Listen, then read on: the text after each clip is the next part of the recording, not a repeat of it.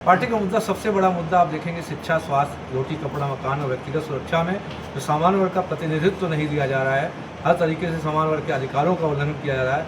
आप देखेंगे कल ही एक घटना हुई, यूजीसी रेगुलेशन 2026 के विरोध में पूरे देश का सामान्य वर्ग सड़कों पर था।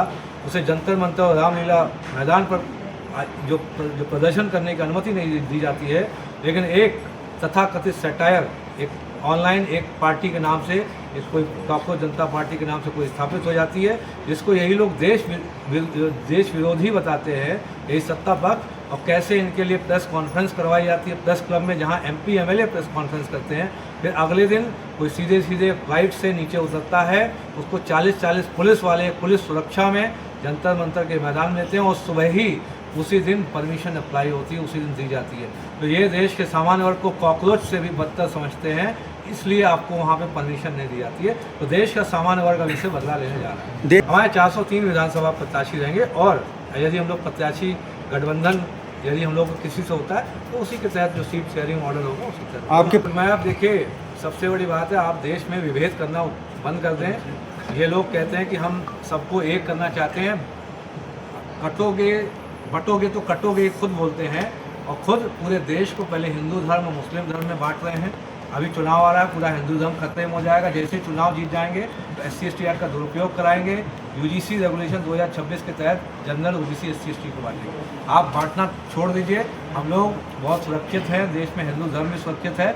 जो आज तक मुगल काल से लेकर अलग अलग अंग्रेजों के समय से हिंदू धर्म सुरक्षित है, तो तुम्हारे रहने या न रहने से कोई फर्क नहीं पड़ता है। तुम्हारा हिंदू धर्म की सुरक्षा इतनी है कि तुम जल जीवन मिशन के घोटाले कर पाओ, तुम हाईवे के घोटाले कर पाओ, और अभी 15 लाख करोड़ का एक कंपनी ने घोटाला किया है, इसी गुजरात की कंपनी ने, पूरा शेयर मार्केट गिर रहा है, और तुम अपने आप को सरेंडर कर दो एक विदेशी ताकत जो अमेरिका के साथ, उसमें आपके मित्र देशों से आप तेल खरीदने के लिए अनुमति ले लेते हैं। जो तेल आपका आता है सिर्फ 3 दिन में, पहले मित्र देशों से आता था, रशिया और ईरान से आता था। अब आपने जो समझौता कर लिया, क्योंकि आपके कुछ ऐसे राज विदेशी ताकतों के पास है, तो अब ईरान और वेनेजुएला से अमेरिका और वेनेजुएला से तेल आएगा, जो 45 दिन की दूरी पे है, 5 गुना भाड़ा है, 8 गुना इंश्योरेंस पास है। अभी खेप आने दीजिए, तब आपको समझ में आएगा कि आपका डीजल, पेट्रोल और महंगाई, उसके जो इफेक्ट होते हैं, जो परिणाम होंगे, कितने बढ़ने वाले। अभी आप देखिएगा, एक ब्लूमबर्ग एजेंसी है, उसने क्या बोला है कि इन्होंने भारत की जो विदेशी मुद्रा, जो रुपया ज़्यादा न गिर पाए, उसको बचाने के लिए 1,12,000 करोड़ का सोना बेचना पड़ा है। तो अभी आप देखेंगे हमारे देश में सोना और डॉलर का रिजर्व मिला लें, देश भयानक आर्थिक संकट में, सिर्फ 13 महीने का खर्चे के लिए देश के पास पैसा बचा है। जो विभिन्न विपक्षी पार्टी जो बोल रही है, वो गलत नहीं बोल रही है। देश के जितने भी आर्थिक जो सलाहकार हैं, जानकार हैं, इकोनॉमिस्ट हैं, वो इस समय परेशान हैं कि देश इस समय संकट में है। लेकिन ये लोग जो है आपको इटली में जाके मेलोडी खिला रहे हैं, बस आपको मेलोडी दिखा के देश का अट्ठास करते हैं और पूरे देश में उपहास करवाते हैं। इजराइल में पूरे अन्य देश 28 फरवरी से अपनी तेल को और जो भी आयात को नियंत्रित करके बैठे हुए थे।